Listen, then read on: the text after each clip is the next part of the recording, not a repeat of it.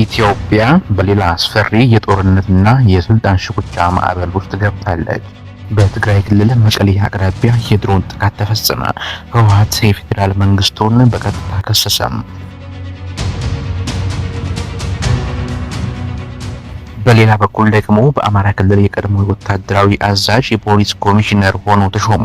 የጦር አዛዦች ወደ ፖሊስ አመራርነት እየመጡ ያሉት ለምን ይሆን? ከሁሉም በላይ ደግሞ የፋኖ መሪ ዘመነ ካሴ ጠቅላይ ሚኒስትር አብይ አህመድን ከስልጣን ለማስወገድ ከትግራይ፣ ከኦሮሚያ፣ ሶማሌና ጉሙዝ ታጣቂዎች ጋር ጽምዶ የተሰኘ ግዙፍ ጥምረት ፈጥረናል ሲሉም ለስዊስ ጋዜጣ ይፋ አደረጉ። ዛሬ በዝርዝር የምናያቸው አበይት ጉዳዮች፣ በትግራይ ዳግም ድሮኖች ማንዣበብ የጀመሩት ለምንድን ነው? የፕሪቶሪያው ስምምነት ፈረሰ ማለት ነው? በአማራ ክልል የሚካሄደው ውጊያና የቀድሞ ወታደራዊ አዛዥ ኮሚሽነርነት ሹመት ሚስጥር፣ የመንግስትን ህልውና የሚፈታተነውና 5 ክልሎችን ያቀፈው አዲሱ የጽምዶ ጥምረት ሁኔታና የወደፊት ስጋት ያሉ መረጃዎችን ያካትታል። እስከ መጨረሻው ተከታተሉን። የሀገሪቱን ወቅታዊ የፖለቲካ ውጥረትና የኃይል አሰላለፍ እንተነትናለን። አብራችሁን ቆዩ። በትግራይ ያንዣበበው የድሮን ስጋትና አዲሱ ውጥረት በኢትዮጵያ ትግራይ ክልል እንደገና የጦርነት ደውል እየተደወለ ይገኛል። የህወሓት ማዕከላዊ ኮሚቴ አባል የሆኑትን አቶ ከላሊ ሀጋዚን ጠቅሶ የፈረንሳይ ዜና አገልግሎት እንደዘገበው የፌዴራል መንግስት ከትግራይ መዲና መቀሌ በግምት 15 ኪሎ ሜትር ርቀት ላይ በሚገኘው ዳንድራ በተባለ መንደር ውስጥ በሚገኝ አርሶ አደሮች ማሰልጠኛ ማዕከል ላይ የድሮን ጥቃት ፈጽሟል። ይህ ጥቃት የተፈጸመው በፌዴራል መንግስትና በህወሓት መካከል ከዛሬ ነገ ዳግም ግጭት ሊቀሰቀስ ይችላል የሚለው ውጥረት በከፍተኛ ደረጃ በነገሰበት ወቅት ነው። ምንም እንኳን የክልሉ ባለስልጣናት በጥቃቱ የደረሰ ጉዳት የለም ቢሉም በአካባቢው የሚገኙ አንድ ካህን ግን በጥቃቱ ቢያንስ አንድ ታጣቂ መገደሉና 2 ሰዎች መቁሰላቸውን እንዲሁም ሚሳኤሉ ከትምህርት ቤት አቅራቢያ መውደቁን አይቻለሁ ሲሉ ምስክራቸውን ሰጥተዋል። ይህ ጥቃት ምን ያሳያል? ይህ የድሮን ጥቃት በሳምንት ጊዜ ውስጥ ለሁለተኛ ጊዜ የተፈጸመ መሆኑ ጉዳዩ የበለጠ አሳሳቢ ያደርገዋል። በ2015 ዓ.ም በደቡብ አፍሪካ ፕሪቶሪያ የተፈረመው የሰላም ስምምነት የትግራይን አስከፊ የ2 ዓመት ጦርነት ማስቆም ይታወሳል። ነገር ግን ከቅርብ ጊዜ ወዲህ በፕሪቶሪያው ስምምነት አፈጻጸም በትግራይ ጊዜያዊ አስተዳደርና በህወሓት አመራሮች መካከል ባለው የውስጥ ክፍፍል እንዲሁም ባልተመለሱ የወሰንና የትጥቅ መፍታት ጥያቄዎች ምክንያት በፌዴራል መንግስቱና በህወሓት መካከል ያለው ግንኙነት በከፍተኛ ሁኔታ ተበላሽቷል። የፌዴራል መንግስት በበኩሉ በትግራይ ክልል ውስጥ ያሉ የህወሓት ታጣቂዎች ትጥቅ አልፈቱም፣ ይባስ ብሎም ከሌሎች የሀገሪቱ አማጽያን ጋር ህገወጥ ጥምረት እየፈጠሩ ነው በሚል ስጋት አለው። ይኸው የድሮን ጥቃት የሚያሳየው የፌዴራል መንግስት በትግራይ ውስጥ የሚንቀሳቀሱ ስልታዊና ወታደራዊ እንቅስቃሴዎችን በቅርበት እየተከታተለ እንደሆነና አስፈላጊ ሆኖ ሲገኝ ደግሞ ወታደራዊ እርምጃ ከመውሰድ ወደ ኋላ እንደማይል የተላከ ጠንካራ መልእክት ነው። የአማራ ክልል የደህንነት ቀውስና የጄኔራሎች ወደ ፖሊስነት መዛወር። ወደ አማራ ክልል ስናልፍ ደግሞ የጸጥታው ሁኔታ ከቀን ወደ ቀን እየተወሳሰበ መሄዱን የሚያሳዩ ክስተቶች እየተፈጠሩ ነው። የአማራ ክልል ርዕሰ መስተዳድር አቶ አረጋ ከበደ የቀድሞውን የአፍሪካ ህብረት የሶማሊያ ተልዕኮ አዛዥ ሌተናል ጄኔራል ጥጋቡ ይልማን የክልሉ አዲስ የፖሊስ ኮሚሽነር አድርገው ሾመዋል። ጄኔራል ጥጋቡ ላለፉት 17 ወራት ክልሉን በፖሊስ ኮሚሽነርነት ሲመሩ የቆዩትን ኮሚሽነር ጄኔራል ዶክተር ዘላለም መንግስቴን የተኩ ሲሆን ዶክተር ዘላለም ወደ የነበሩበት የፌዴራል ፖሊስነት ተመልሰዋል። የሌተናል ጄኔራል ጥጋቡ ይልማ ማንነትና የሹመት ሚስጥር።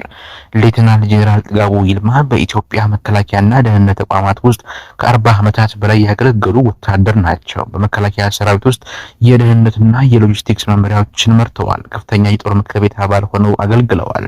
ከየካቲት 2011 እስከ ነሐሴ 2012 ዓ.ም የሰራዊት አዛዥ ሆነው በሶማሊያ ከአልሸባብ ጋር የተደረገውን የጸረ ሽብር ውጊያ በግንባር ቀደምነት መርተዋል።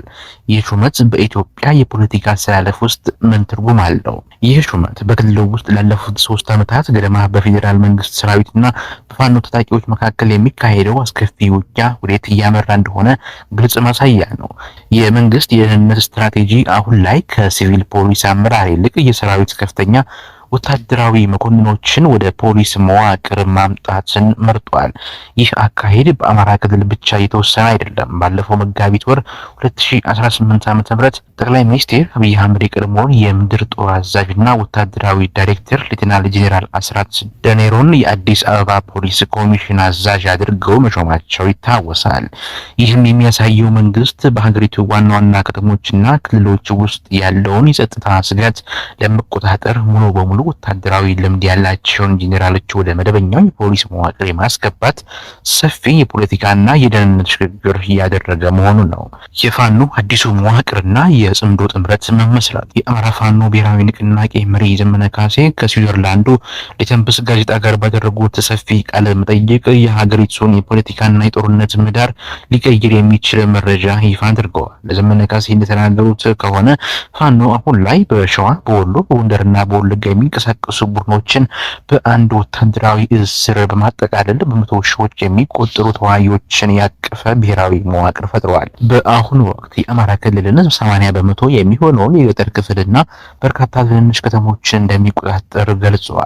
ከሁሉም በላይ ደግሞ ለ7 እና 8 ወራት ያህል ሲካሄድ የቆየው ውይይት ተጠናቆ ከትግራይ፣ ኦሮሚያ፣ ሶማሌ፣ ከጉምዝ፣ ከበርታና ከሱዳን አማጽያን ጋር ጥምረት መፍጠራቸውን አውጀዋል።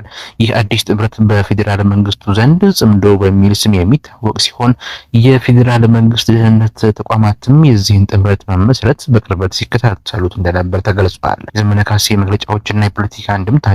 ዘመነ ካሴ በቃለ መጠይቃቸው እንደተናገሩት የእኛ ዓላማ የጠቅላይ ሚኒስትር አብይ አህመድን አስተዳደር ማስወገድና ከውድቀት በኋላ ለሁሉም የኢትዮጵያ ብሔር ብሔረሰቦች እኩልነትና ነጻነት የተፈነባትን ሀገር መገንባት ነው ብለዋል። አክለውም በ2013 እስከ 2015 የትግራይ ጦርነት ወቅት ፋኖ ከፌዴራል መንግስት ጎን የቆመበትን ታሪክ አስመልክተው ሲናገሩ ያንን ጊዜ ፋኖ በደንብ ያልተደራጀና ተሳታፊነቱም አነስተኛ ነበር በማለት የነበረውን የታሪክ ጠባሳ ለማቅለል ሞክረዋል። ይህ ጥምረት እውን ሊሆን ይችላል የሚለውን እንመልከት። ይህ የፋኖ መሪዎች መግለጫ በፖለቲካና ደህንነት ተንታኞች ዘንድ ሁለት አይነት እይታዎችን ፈጥሯል። አንደኛው እይታ የአማጽያኑ ስትራቴጂ የኢትዮጵያ ፌዴራል መንግስት የመከላከያ ሰራዊትን በበርካታ ግንባሮች በአማራ፣ በኦሮሚያና በትግራይ አቅጣጫ ከፋፍሎ እንዲዋጋ በማድረግ አቅሙን ለማዳከም የታለመ ስትራቴጂ ነው። የተለያዩ የብሔር ጥያቄ ያላቸውን ቡድኖች በአንድ የጋራ ጠላት በአብይ አህመድ መንግስት ስር ማስተባበር ከተቻለ መንግስት ላይ የሚደቀነው ህልውና ስጋት ከፍተኛ ይሆናል። ሁለተኛው እይታ በትግራይ ኃይሎች ህወሓትና በአማራ ፋኖ መካከል ያለው የታሪክ የወሰን የወልቃይት ራያ እና የህዝብ ቁስል ሳይካስና ሳይታረም እንደዚህ አይነት ወታደራዊ ጥምረት በተግባር መሬት ላይ ማውረድ እጅግ አስቸጋሪ እንደሆነ ይነገራል።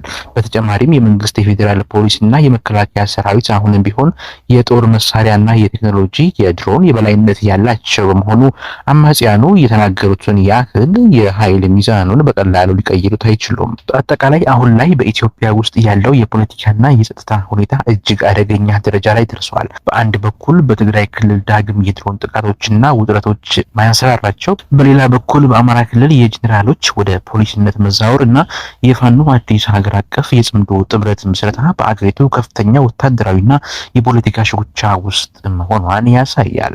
መንግስት ወታደራዊ አቅሙን በመጠቀምና የሰራዊት አዛዦችን ወደ ክልል የፖሊስ አመራርነት በማምጣት ቁጥጥር ለማድረግ እየሞከረ ቢሆንም የሰፋ የመጣው የአማጽያን ጥምረትና የህዝብ ብሶት በሰላማዊ መንገድ ካልተፈታ ሀገሪቱን ወደ ባሰ ቀውስ ሊከታት እንደሚችል ባለሙያዎች ያስጠነቅቃሉ። የቻናላችን ተከታታዮች በትግራይ ክልል ዳግም የተጀመረው የድሮን እንቅስቃሴና በፋኖ በኩል የተበሰረው አዲሱ የጽምዶ ጥምረት በኢትዮጵያ የፖለቲካና ሰላም ላይ ምን አይነት ተማጽኖ ያመጣል ብላችሁ ታስባላችሁ? መንግስትስ ይህንን ሀገራዊ ደህንነት ቀውስ ለመፍታት ወታደራዊ እርምጃውን መቀጠል አለበት ወይስ አጠቃላይ ሀገራዊ ውይይት ማድረግ? አስተያየታችሁን በኮሜንት ማስቀመጫው ላይ ጻፉልን። ቪዲዮውን ላይክ ማድረግና ለሌሎች እንዲደርስ ሼር ማድረግ እንዳትረሱ። ለቻናላችን አዲስ ከሆናችሁ ሰብስክራይብ ማድረግ የደውል ምልክቷን ተጫኑ። ሰላም።